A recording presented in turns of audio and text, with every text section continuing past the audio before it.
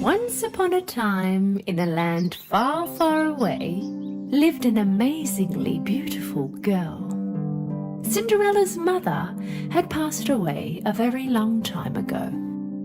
This is why her father had brought her up. One day, when Cinderella's father remarried, her life had changed dramatically. Her father's new wife and her two stepsisters had moved to Cinderella's house. Since the first time they met, her stepmother couldn't stand the sight of Cinderella. She and her two daughters were extremely jealous of Cinderella's beauty and kind heart. Cinderella's stepsisters were not beautiful as she was, and besides, they were rude and spoilt.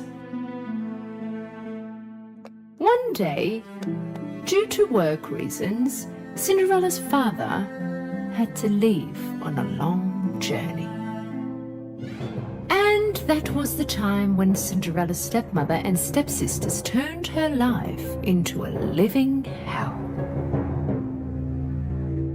While Cinderella was in the garden talking to her very beloved birds, her stepmother approached her.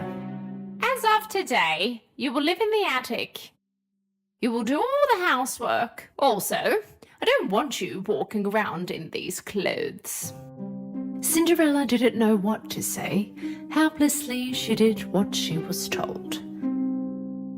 She packed her stuff and moved to the attic.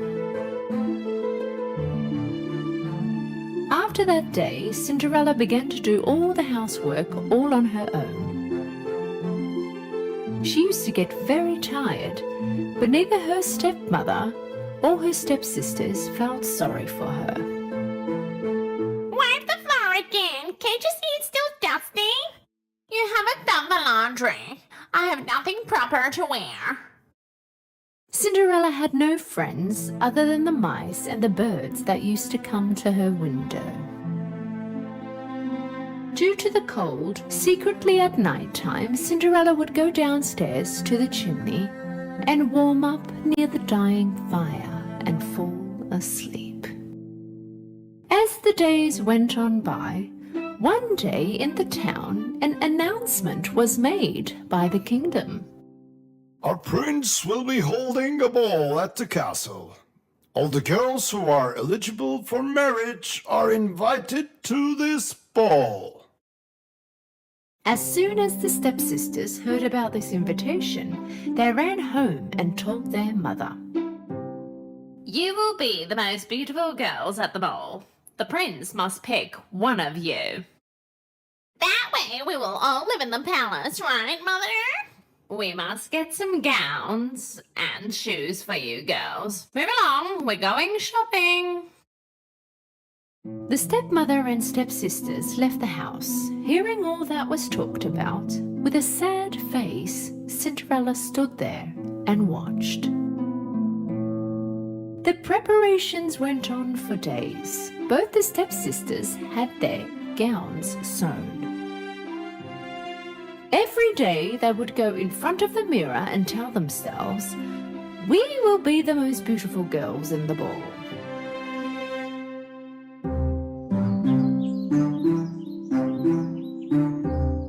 Finally, the big day had arrived.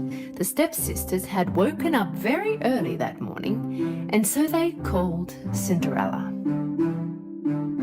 Cinderella, Cinderella, hurry and come here. Where have you been? Hurry and prepare our bath. All day, Cinderella helped her stepsisters get ready. Hey, brush it gently. You're going to pull it out. Towards the evening, they had finished all their preparations for the ball. You look beautiful, girls. Just beautiful. Cinderella built up all her courage and asked her stepmother, "Can I come to the ball too, please?" Who, you? Yes, well, it says that all the young girls can come. Is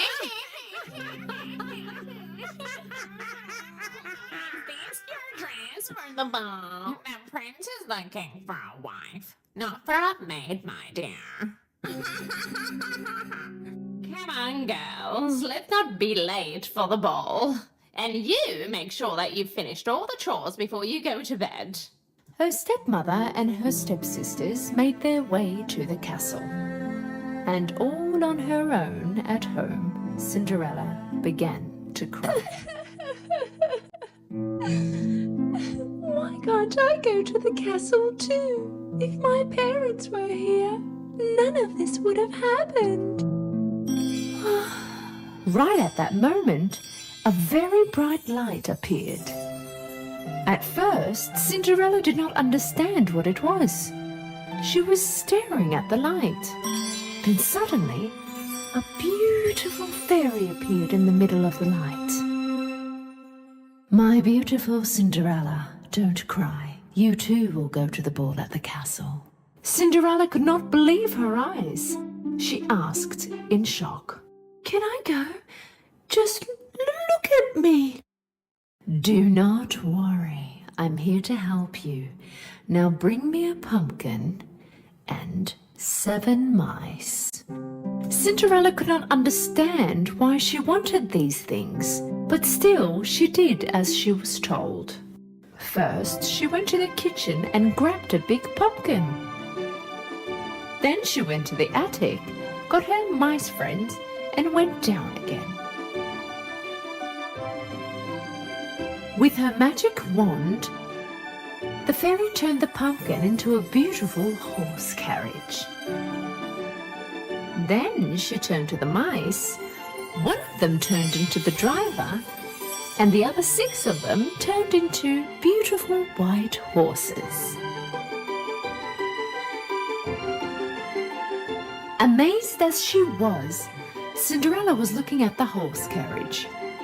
The fairy turned to her. When she touched her with the magic wand, Cinderella's old dress turned into a beautiful ball gown.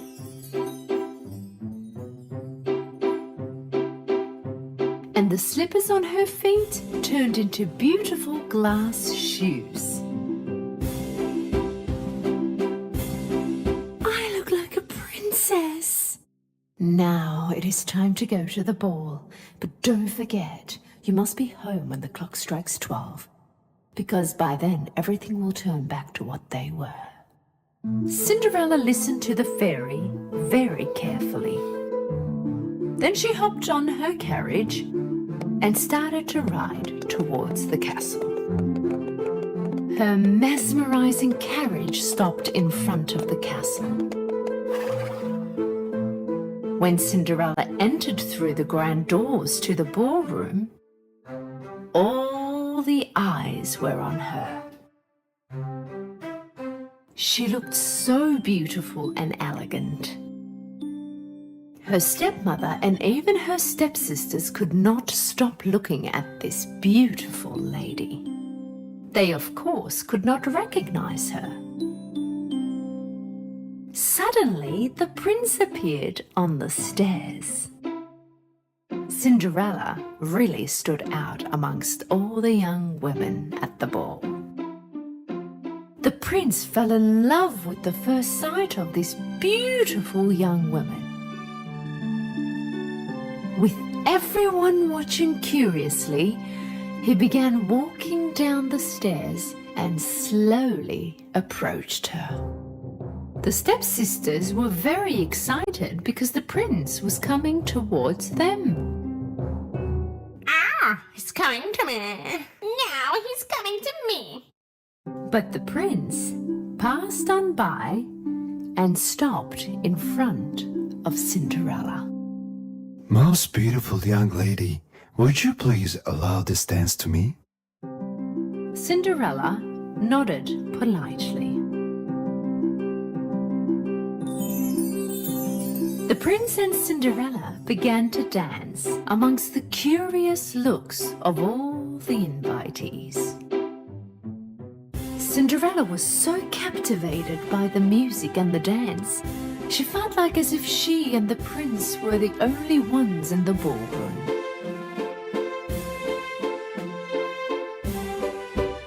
They danced non-stop all night long. Of course, Cinderella could not feel how time had passed. At some point, the big clock caught her eye. It was almost midnight. Right at that moment, Cinderella remembered the fairy's warning. You must be home when the clock strikes 12, because by then everything will turn back to what they were. With a panic, Cinderella began to run and left the prince behind.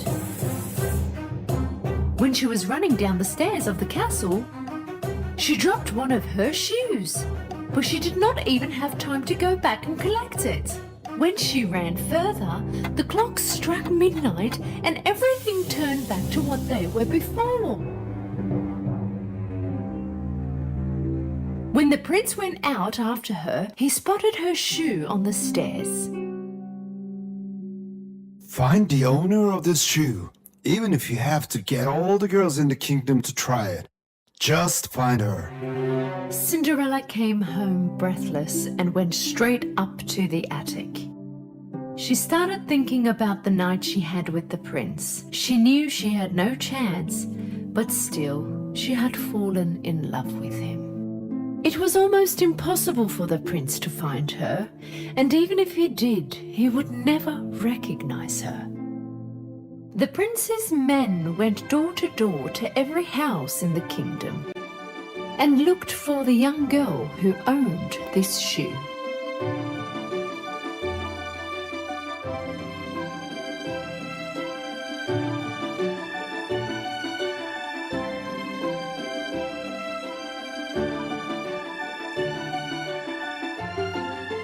But the shoe did not fit any of these girls. In the end, the prince's men came by Cinderella's house. Cinderella was very happy to see the king's carriage in front of the house. Right when she was about to leave her room, her stepmother appeared at the door. And where do you think you are going? You want to try the shoe too? With a sarcastic laugh, the stepmother locked the door to the attic. No, please stop. Open the door, please. How pathetic. What would the prince have in common with you? The men first let the old skinny sister try the shoe, but it was too small for her feet.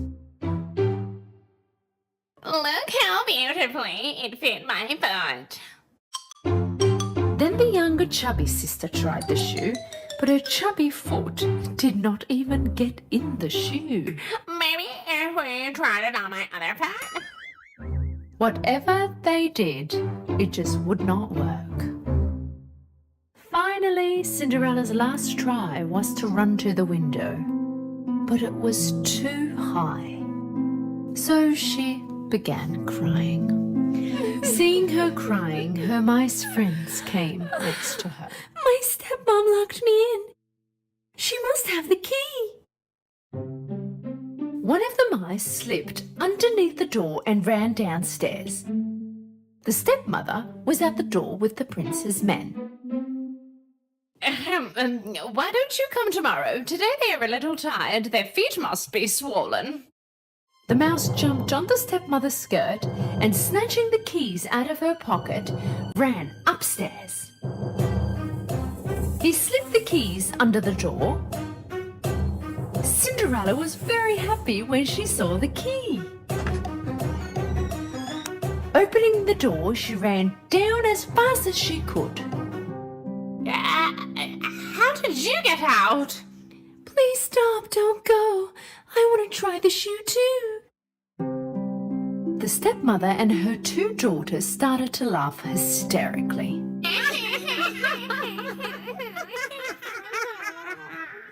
Please shush. It is the prince's orders that every girl in the kingdom must try the shoe. When Cinderella tried the shoe on, everybody was in shock because it fitted her perfectly. Young lady, are you the owner of this shoe? Cinderella nodded to confirm. Please come to the palace with us. Cinderella went to the castle with the prince's men, and they took her in front of the prince. Right when he looked in her eyes, the prince knew it was her who danced with him that night. He held her hands. I finally found you, my princess. Would you marry me? With teary eyes from happiness, she accepted the prince's offer. They got married and lived happily ever after.